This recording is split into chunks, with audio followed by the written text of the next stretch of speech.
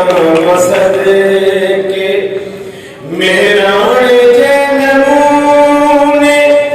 सिलसिला को तबाया ईमान के नमूने जिंदगी तो दाम सदके मेरा नमूने जिंदगी तो दाम सदके एक और ये था जो डिप्टी डायरेक्टर है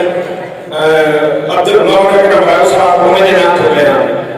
हो तो मिशा हुआ भिटाई भिटाई तो में मारुई आ जाई तो मिशा हुआ भिटाई तो में मारुई आ जाई हो तो मिशा जी आने सिद्धवी तो दाम सदके मेरा नमूने सिद्धवी तो दाम